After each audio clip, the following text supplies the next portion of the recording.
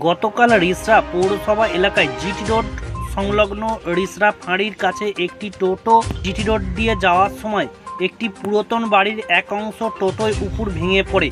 এই ঘটনার টোটো চালক সহ 5 জন যাত্রী গুরুতর আহত হন। তাদের শ্রীরামপুর হাসপাতালে চিকিৎসাধীন। ঘটনাস্থলে রিসরা থানার পুলিশ।